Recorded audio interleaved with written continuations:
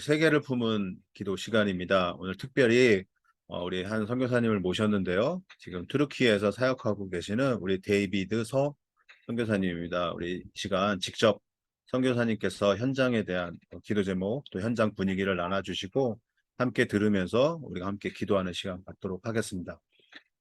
선교사님,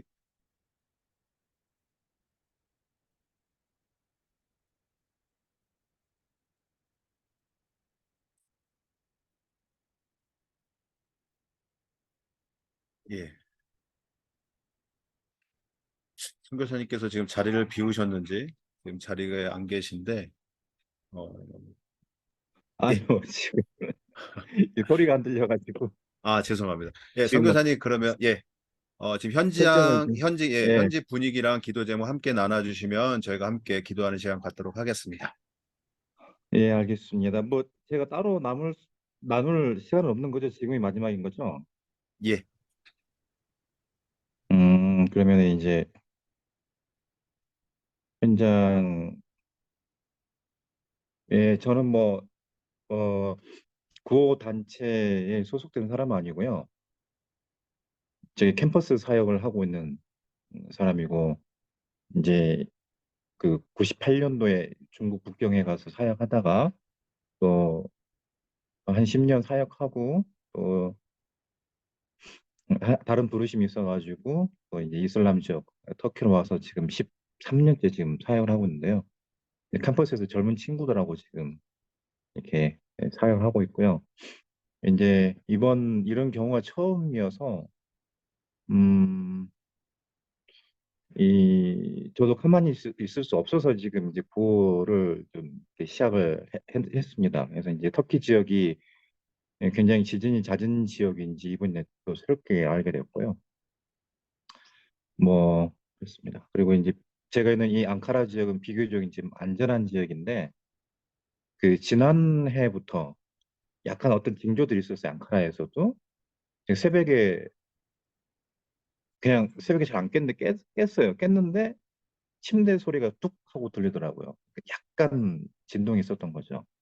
지난해. 그리고 2달 전에는 또 새벽에 조금 진동이 좀 있었어요. 그래서 이제 뭐 그런 흔들리는 것들을 찍어서 이렇게 저에게 어떤 제자가 보내주기도 했었고 했었는데 뭐 그런가 보다 했는데 제 생각에는 이번에 일어난 지진의 어떤 전조 현상이지 않았을까라는 생각이 들어요. 개인적으로는. 그 제가 이제 그 우리 같이 사역하는 인턴 선교사들하고 잠깐 해외에 나갔다가 지난주에 들어왔는데 이제 그 상황이 좀 심각해서 안 되겠다. 구 물품을 좀 사가지고 가자 해서 이제 제가 이제 승합차 해가지고 이제 잔뜩 사서 이제 그 이곳에서 한 차로 한 7시간 떨어진 엘비스탄이라고 하는 지역이 있습니다. 그쪽으로 이제 가서 이제 현장을 방문해서 이제 피로도를 봤는데요. 이제 그곳 안에서도 어떤 차별이 있더라고요. 이제 이슬람 지역이 이 터키 지역은 수니파가 주를 이루는데 이제 알레비라고 하는 또 파가 있어요. 이 알레비라고 하는 파는 약간 이슬람에서 이단 취급받는 곳인데 그리고 꽤 사람들이 있어요. 알레비 사람들이 꽤 있는데 그러니까 엘비스탄 지역을 갔는데 다른 곳은 다 전기가 들어왔는데 그 알레비 사람들이 사는 동네를 갔더니 전기가 안 들어와 있는 거야. 음, 이게 이게 고의적인 차별이죠. 고의적인 차별들이 이런 지진 현장에서도 지금 계속 그 진행되고 있는 걸 볼 수가 있고요. 봤고요. 그다음에 이제 그 갔는데 지진 지역들이 그 터키의 동남부 지역이에요.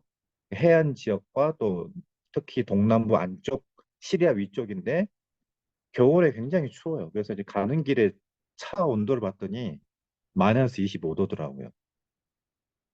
근데 엘비스탄이라고 하는 지역에서 도착해서 봤더니 마이너스 17도예요. 근데 이제 그 목사님 사택 앞에 이제 도착했는데 차 2대가 이렇게 시동이 걸려서 새벽 4시쯤 됐는데 시동이 걸려 있더라고요. 그래서 누가 이 추운데 차에 시동을 걸고 저기서 주무시나 했는데 이제 그날 아침에 일어나서 보니까 그 목사님 뇌분이 그 지진 트라우마 때문에 그 집이 2층짜리 집이어서 이렇게 그 집은 건물이 낮을수록 이제 약간 안전하더라고요. 알고 봤더니. 그 집은 더 안전하고 안에 봤더니 균열도 안 생기고 좀 청소하면 잘 수도 있는데 그 안에 들어가면은 그 건물이 흔들리는 그런 느낌이 있나 봐요. 그러면은 그런 느낌 때문에 건물에 있을 수 없어서 그 목사님 네 분이 나이가 드셨는데 밖에서 이렇게 주무시고 계시더라고요. 차에 시동을 틀어놓고 며칠째 그렇게 주무시고 계셔서 굉장히 피곤이 쌓였을 거라는 생각들을 해봤고요. 이제 거기서 이제 구호물 좀 가지고 온 것을 나눠주려고 이제 목사님 말씀대로 시골 지역을 갔어요. 시골 지역에서 이제 물품 나눠주려고 했는데 시골 지역이 다 단층 집이어서 피해가 거의 없었고 이제 그 물품들을 오히려 원하지 않더라고요. 원하지 않아서 저희들이 이제 그 어떻게 하나 해서 시내로 돌아왔는데 시내에는 완전히 다 무너졌어요. 잔해가 깔려서 완전히 무너져 있고 그 구호가 이루어지고 있는 장소는 굉장히 극히 일부분 지역이었어요. 그래서 한 골목을 지나가는데 경찰이 이렇게 조용히 하라고 이렇게 저희들한테 쉿 하더라고요.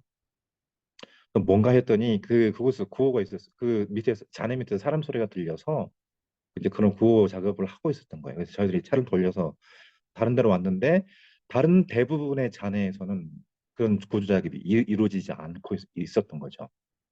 그러니까 새벽 4시에 일어난 지진이라 그 잔해 밑에는 거의 사람들이 깔려 있다고 보면 돼요.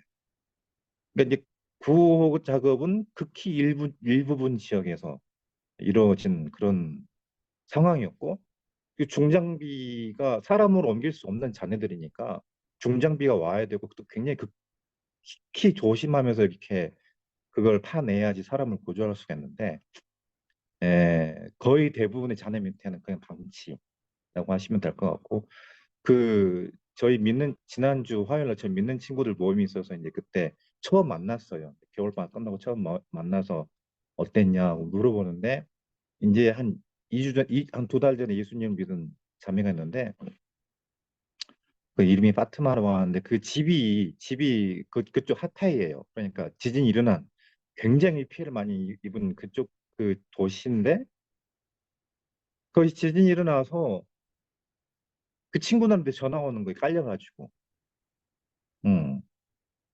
근데 이 친구 파트마는 앙카라에 있는데 이거 어떻게 해줄 수가 없잖아요. 근데 그렇게 전화가 오는 친구가 한두 명이 아닌 거야. 그 구조팀 누구라도 있으면 보내주고 싶고 전화를 해서 보내주고 싶은데 보낼 수가 없어요. 뭐 그런 이야기를 나누면서 막 이렇게 울어요. 굉장히 큰 트라우마죠, 그게.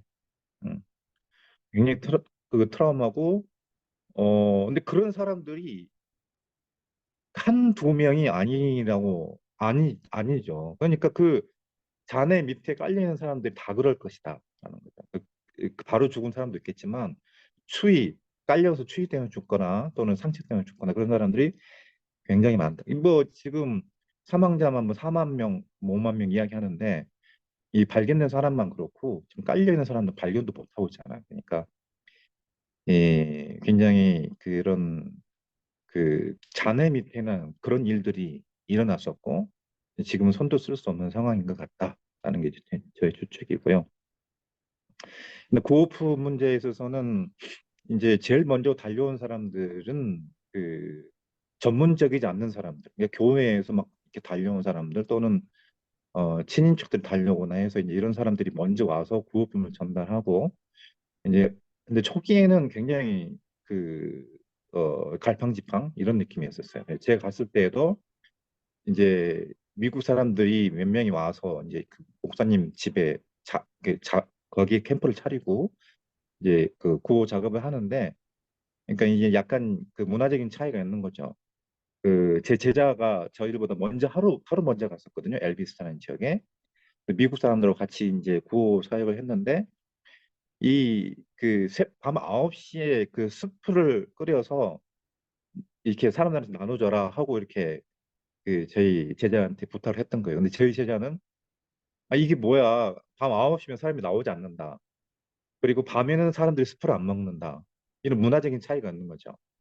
그래서 이제 그 제자가 좀 화가 좀 많이 나 있더라고 갔더니 약간 그런 갈팡질팡 했던 그런 모습이 보였고 이제 그 구호품이 이 엘비스타는 그 접근이 용이해서 이미 그 정부에서 운영하는 고 단체가 와서 이 곳곳에 그 캠프를 만들고 또 천막을 치고 구호품을 나누고 있는 그런 상황이었었어요. 그래서 이제 저희들이 가지고 온 구호품이 되게 이제 무색했어요. 어디 누구한테 줘야 되냐 이거 대체 누구한테 줘야 되냐 했는데 이제 그 어떤 아주머니가 자기들이 사는 동네는 가난한 동네고 지대가 높기 때문에 구호 물자가 가지 못한다는 거예요. 근데 저희들한테 이제 그 연락처를 주고 저는 그쪽으로 가기를 부탁하더라고요. 그래서 거기 갔는데 정말 이제 사람들이 한 명, 두 명씩 나오는데 음, 건물은 되게 멀쩡해 보이는데 다 금이 가고 막 그래가지고 사람들이 들어가지 못하는 거예요. 밤에 다 밖에서 자야 되는 상황이고 또 이제 저희들이 가지고 간 게 이제 여성용품을 많이 가지고 갔었는데 여성용품하고 여성 속옷하고 그걸 너무 급하게 막 다 가지고 가는 거예요. 그러니까 이게 물이 안 나오니까 빨래도 안 되고 여성 속옷들 그다음에 이제 마켓 이런 게 다 지금 무너져 버렸고 있는 마켓들은 사람들이 막 가가지고 지금 그냥 들고 가는 그걸 이제 약탈이라고는 표현하긴 하는데 터키 사람들이 막 그렇게 막 그렇게 약탈 정도 할 그런 사람들은 아닌 것 같고 그냥 다 그냥 허락 없이 다 들고 가버리고 그런 상황이고 열려 있는 마켓이 없어요. 그러니까 여성용품을 살 수 있는 그런 곳이 없는 거죠.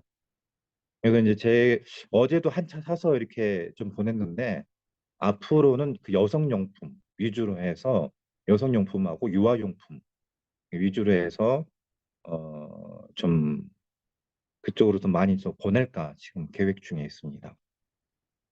근데 거기 뭐 또 이불이 필요하다 해가지고 2차로 또 저 캠프에 가서 이불 가지고 와서 그 사람 나눠주고 그냥 저희들 앙카라로 돌아오는데 다른 구호차들이 또 오더라고요. 그 지역으로. 그래서 이제 제가 짐작하기로는 곳곳에 지금 구호 물품들이 가고 있는 것 같고 또 터키가 먹고 살 만한 나라이기 때문에 외부에서는 어떤 구호 물품들이 그게 막 급한 건 아닌 것 같아요. 터키 안에도 지금 그런 그걸 만들어내는 공장들이 많이 있고 제가 보기엔 지금 풀 가동하고 있는 것 같거든요. 공장들이. 그래서 외부에서 어떤 구호 물품들 온다라고 했을 때 그게 전달되어지는 과정들은 되게 복잡하고 좀 시간이 걸리지 않나라는 생각이 들고요. 오히려 터키 안에서 물품을 구입해서 신뢰할 루트로 보내는 게 더 빠르지 않겠나라는 게 제 생각입니다. 음, 이제 구호품도 이제 약간 이제 빈입빈 부익부 그런 상황이 벌어지긴 하는데 자동차가 있는 사람들은 구호품을 나눠주는 곳에 금방 갈 수 있어요. 많이 또 실어 올 수 있고. 근데 자동차가 없고 걸어가야 되는 사람들 또 노약자들에게는 이 구호품이 전달이 좀 쉽지 않은 그런 상황이고 그걸 운반하는 차량들 또 그런 인원들이 많이 필요한 것 같아 보입니다. 근데 구호품을 이제 내려줬을 때 이제 그 인스타그램의 어떤 스토리 그런 동영상을 쭉 이렇게 현지 애들 영상을 보면 이 터키가 지난 몇 년 동안 시리아 난민을 350만 명을 받았어요. 음. 그 난민 문제가 굉장히 심각해서 그 그 좀 현지인들과 갈등이 많이 좀 일어나는 그런 상황이었는데 이제 난민이 이제 유럽으로 가는 길이 막히다 보니까 난민이 점점 이제 정착민이 돼가는 그런 상황이었거든요. 음. 근데 그러면서 이 난민들이 이 터키 곳곳에서 이제 그 3D라고 하잖아요. 그러니까 그 막 밤새야 되는 일들 또는 몸으로 때워야 되는 일들 이런 일들을 난민들이 그 적은 월급을 가지고 막 하거든. 이 사람 생존이 걸린 문제라서. 그래서 이제 돈이 있는 사람은 더 많이 돈을 벌고 일반 서민들은 일자리 찾기가 쉽지 않고 뭐 그런 상황이었습니다. 근데 이제 이런 상황에서 구호품이 와서 구호품을 내려주는데 한 터키 사람이 비디오를 찍어요. 뭐라고 하냐면은 다 봐라. 저 사람들 다 시리아 사람들이야. 응? 터키 사람들은 오게 오는 게 뭐가 있느냐라고 막 이렇게 컴플레인 하는 거죠. 그런 영상이 막 돌아다녀요. 예. 난민들은 그 살아야 되기 때문에 굉장히 갈급해요. 그런 것을 가져야 되고 갖고 와야 되고 확보해야 되는 게 굉장히 갈급한데 이제 이런 지진 피해를 통해서 더 지금 그 간극이 더 넓어지고 있는 것 같아요. 난민들하고 또 피해를 입은 터키 사람들하고 이런 그 난민들이 또 약탈을 한단 말이죠. 약탈한 사람 난민들을 무릎 꿇혀놓고 경찰들이 막 뺨을 때려요. 막 그런 영상들이 막 인스타그램에 돌고. 이 난민과 이 터키 사람들의 간극이 점점 더 넓어지고 이게 그 더 이렇게 간극이 넓어지고 있고 이제 시리아로 가는 국경을 닫았었는데 최근에 터키가 다시 열었습니다. 그래서 시리아로 돌아간 난민들이 꽤 지금 있어요. 차라리 전쟁이 나더라도 가족에게로 돌아가겠다. 그래서 어제 엊그제 뉴스 보니까 그런 뉴스를 나오더라고요. 음, 그리고 현재 지금 이제 그 자발적으로 또 소규모 단체들 또는 교회들이 가서 이제 구호 작업을 시작했는데 그 자리를 점점 이제 AFAD라고 하는 그, 그 터키 안에 터키 정부의 구호 단체가 있는데 그 아파드가 점점 그 자리들을 지금 대체해 가고 있고요. 음, 음, 그렇습니다. 그리고 음, 이제 마켓이 없다 보니까 이제 당장 필요한 일용품들 있잖아요. 그런 일용품들, 그 여성용품들 뭐 이런 것도 그다음에 그 밥을 하기가 용이하지 않기 때문에 바로 먹을 수 있는 인스턴트 식품들, 간편식들 이런 걸 위주로 해서 제가 이제 교회에서 출발한 구호차로 계속 이렇게 보내려고 지금 계획을 하고 있습니다. 그리고 이제 그 지금 재해민이 두 부류로 나눴어요. 한 부류는 재해 지역에 계속 남아서 거기에서 정착해서 어떻게 해서든지 그곳에 있어야 되는 사람들과 또 차가 있고 또 조금 넉넉하기 때문에 대도시로 피난 온 사람들이 있어요. 예.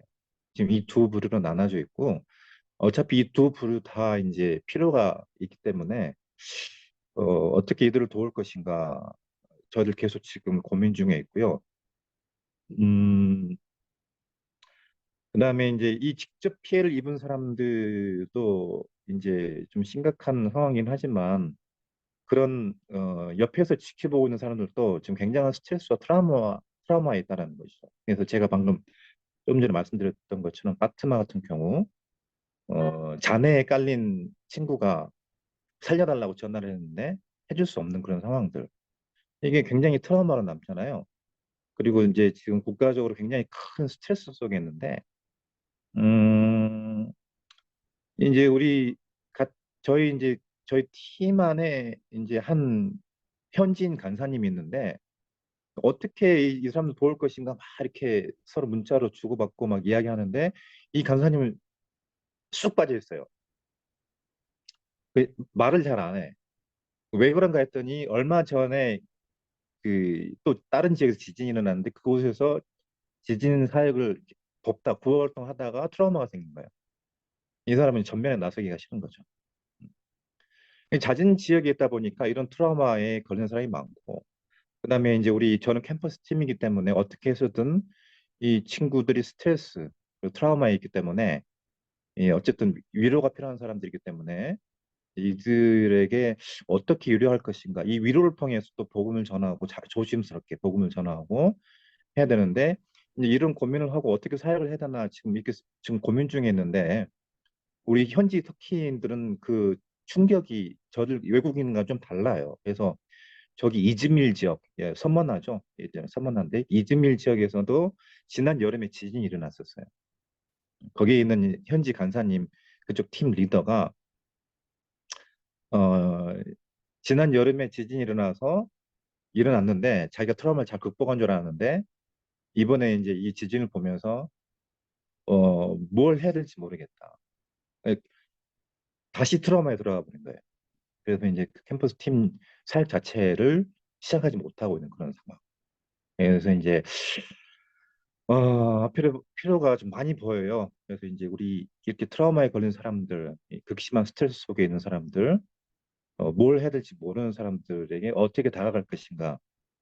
이제 이게 저희들의 숙제고, 그다음에 이제 현지에서 다시 건물을 짓고 다시 도시를 만들기 위해서는 최소한 1, 2년 시간이 걸릴 텐데, 이 2년 동안 이 사람들은 천막에서 살아야 되고, 또 계속적으로 그 필요한 것들을 공급해 줘야 된다는 것이죠. 그래서 제가 볼 때는 굉장히 장기전인 것 같고, 또 저희들 같은 교회나 또는 단체, 선교단체가 할 수 있는 일이 이제 아파드라고 하는 이 정부의 기구이 정부의 구호 기구가 손 닿지 못하는 곳을 찾아서 그곳에 계속 구호 활동을 해야 되는 게 저희들이 해야 되는 그런 일이지 않느냐 생각하고 있습니다. 지금 현재 제가 잠깐 적어본 음, 현재 상황은 이렇습니다. 궁금한 거 있습니까, 혹시?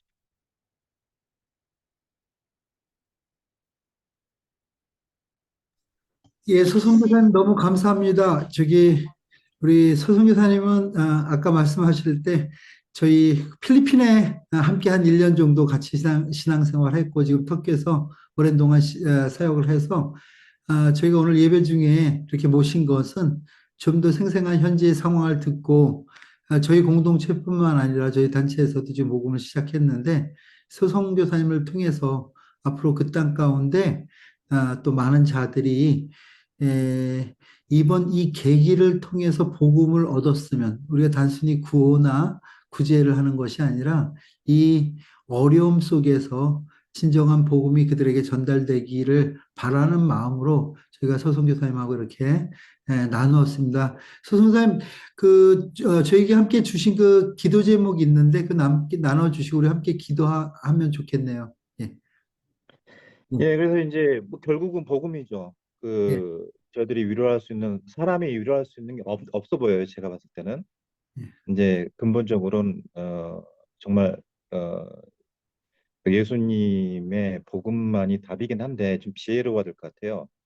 지금 현재 어디 단체에서 온지는 모르겠는데 미국인 것 같긴 한데 그 지진 피해 지역에 카드로 지저스 러비스 유 해가지고 이걸 올리는 사람들이 있어요.